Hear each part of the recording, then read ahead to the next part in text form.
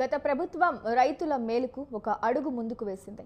5,000 ఎకరాలకు ఓ క్లస్టర్గా నిర్ణయించి రైతు వేదికలు నిర్మించింది. అందులో కొన్ని పూర్తవగా మరికొన్ని నిర్మాణ దశలో ఉన్నాయి. నిర్వహణ సరిగ్గా లేక రైతులు వేదికలు నిరయూపంగా మారుతున్నాయి. రైతులు సకాలంలో సాగు పద్ధతులు, సస్య రక్షణ చర్యలు తీసుకునేందుకు అధికారులు అందుబాటులో ఉండి తగిన సూచనలు అందించాలన్న సంకల్పంతో గత ప్రభుత్వం రైతు వేదికలకు శ్రీకారం చుట్టింది. 5,000 ఎకరాలకు క్లస్టర్గా నిర్ణయించి ఒక రైతు వేదికను నిర్మించారు.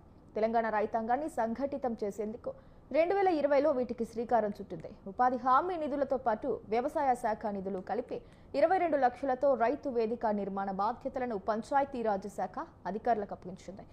వికారాబాద్ జిల్లా పరిగి నియోజకవర్గం వ్యాప్తంగా పరిగి మండలంలో 6, పూడూరులో 5, దోమలో 5, కులక్షర్లలో 3, చౌడాపూర్లో 3 చొప్పున మొత్తం 22 రైతు వేదికలను నిర్మించారు.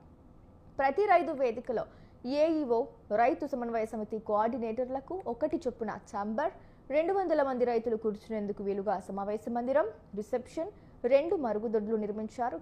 ఒక్కో వేదిక కోసం కనీసం 1/2 ఎకరం, లభ్యత ఉన్న చోట ఎకరం భూమిని ప్రభుత్వం కేటాయించింది.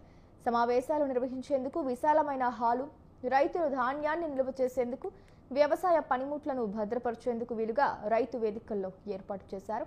దీంతో ప్రభుత్వ పథకాల దరఖాస్తులు, సాగు సమస్యల పరిష్కారంతో పాటు పలు సూచనలు, సలహాలు రైతులు పొందేందుకు వీలుగా వేదికలు ఎంతగానో ఉపయోగపడుతున్నాయి. రైతు వేదికల్లో ఏఈఓలు, రైతు సమన్వయ సమితి సమావేశాలు ఏర్పాటు చేసుకోవాలి. ఖరీఫ్, రబీల్లో ఎలాంటి పంటలు వేసుకుంటే రైతులకు లాభం చేకూరుతుందో వ్యవసాయ శాఖ అధికారులు సమావేశం ఏర్పాటు చేసి వివరించాలి.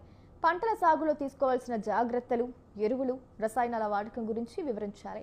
పొలాలకు సంబంధించిన భూసార పరీక్షలు నిర్వహించి వాటి ఫలితాలు వెల్లడించాలి. భూసార ఫలితాలకు అనుగుణంగా రైతులు పంటలు సాగు చేసుకునేలా వ్యవసాయ అధికారులు చొరవ చూపించాల్సి ఉంటుంది.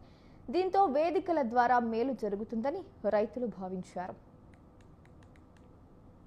ప్రతి విషయంలో అవగాహన కల్పించడానికి 5 రెవెన్యూ గ్రామాలకు కలిపి ఒక రెవెన్యూ క్లస్టర్ను, రైతు వేదికను నిర్మించడం జరిగింది. అప్పుడు కొన్ని విషయాలలో రైతులకు అవగాహన కల్పించారు.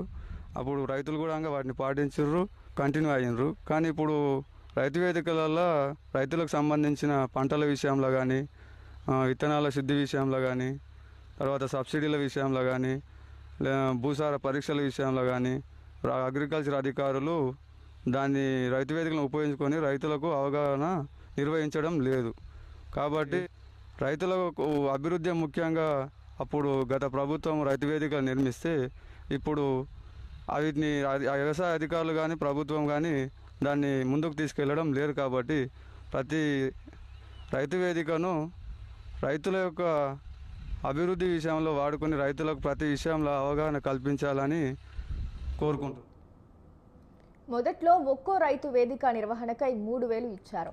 నిర్వహణ నిధులు సరిపోకపోవడంతో వ్యవసాయ శాఖ ప్రతిపాదనల మేరకు 2020 ఏప్రిల్ నుంచి 9,000 చొప్పున 5 నెలలకు సంబంధించిన 45,000 నిధులు విడుదల చేసింది. ఇప్పటి నుంచి నేటి వరకు ఒక్క రూపాయి కూడా విడుదల చేయలేదు. 2022 సెప్టెంబర్ నుంచి 36 నెలలుగా నిధులు రావాల్సి ఉంది. దీంతో వేదికల నిర్వహణ భారం ఏఈఓలపై పడడంతో ఇబ్బందులకు గురవుతున్నారనే చెప్పొచ్చు. ఇప్పటికైనా సంబంధిత శాఖ ఉన్నతాధికారులు, ప్రభుత్వం స్పందించి రైతులను ఆదుకోవాలని కోరుతున్నారు. చెప్పాలంటే గత ప్రభుత్వము రైతు వేదికలని ఒక 5 గ్రామాలకు కలిసి ఒక రైతు వేదికను నిర్మించిండ్రు. మరి అక్కడ ఏఈఓ గారిని కూడా నియమించిండ్రు. దాదాపు ఇప్పటి వరకు అక్కడ రైతు సూచనలు కానీ, సలహాలు కానీ ఏమి ఇవ్వటం లేదు. అక్కడ విత్తనాలు కానీ రైతుకు సంబంధించినటువంటివి ఏవి కూడా అందిస్తలేరు. మరి ఆ రైతు వేదికలు దేనికోసం ఉపయోగంకున్నాయో తెలియదు.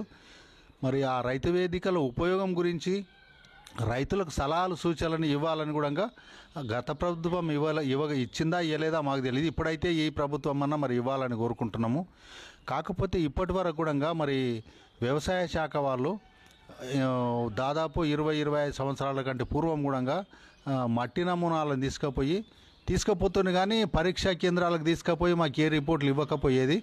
కాకపోతే ఇప్పుడైనా సరే మరి వ్యవసాయ శాస్త్రవేత్తలు వచ్చి పలానా సర్వే నెంబర్ ఇంతకుముందు కూడా తీసుకుపోయి సర్వే నెంబర్ పేరేసి తాండూరు